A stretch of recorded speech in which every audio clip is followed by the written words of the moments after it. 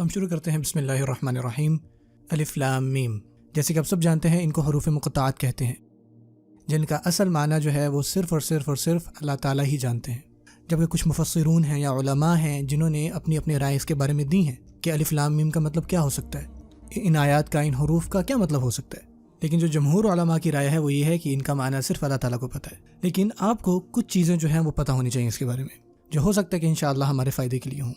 سب سے پہلی اور سب سے زیادہ مفید جو مجھے لگتا ہے، سب سے پہلی بات وہ میں نے پائی شیخ فخر الدین الرازی کی. جب وہ اس آیت کے اوپر بات کرتے ہیں تو وہ انتہائی خوبصورت بات کہتے ہیں. یہ کہتے ہیں کہ اللہ عز و جل جو ہے ہمیں سکھاتے ہیں کہ ہم ہدایت کس طرح سے مانگیں. پچھلی صورت میں ہم کہتے ہیں اہدنا الصراط المستقیم، ہم ہدایت کی دعا مانگتے ہیں. اور سورہ بقرہ جو ہے وہ بھی آپ کو پتہ ہے کہ ہدایت سے شروع ہوتی ہے کہ ذالک الکتاب لا ریب فیہ ھدی.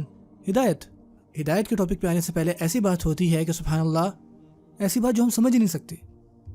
دوسرے لفظوں میں کہ ہماری ذہنی صلاحیت کو نا اپنی جگہ پر رکھا. یعنی اللہ سبحانہ تعالیٰ یہ کہہ رہے ہیں کہ اگر آپ واقعی اس سے ہدایت لینا چاہتے ہیں تو یہ بات سمجھیں کہ آپ کو ہر چیز سمجھ میں نہیں آئے گی اللہ تعالیٰ کی اذن سے. سب سے پہلے یہ سمجھیں کہ اللہ تعالیٰ آپ سے زیادہ جانتے ہیں. جو اللہ تعالیٰ آپ کو دیں گے آپ اپنی ایک کوشش کر سکتے ہیں سمجھنے کی، یا آپ اللہ تعالیٰ سے سمجھنے کے لیے دعا کر سکتے ہیں، لیکن تمام کے تمام علم جو ہے وہ اللہ تعالیٰ کی طرف سے ہے. جب آپ قرآن کی طرف جو ہے تکبر کے ساتھ آتے ہیں آپ کو کچھ بھی نہیں ملنے لگا. لیکن اگر آپ اپنی عقل کو صحیح جگہ پر لے کے آئیں پھر آپ کو صحیح فائدہ ہوگا، اور پھر جو حکمت ہے انشاءاللہ وہ آپ پر آیا ہوگی. دعا ہے کہ اللہ تعالیٰ ہم پر رحم فرمائے.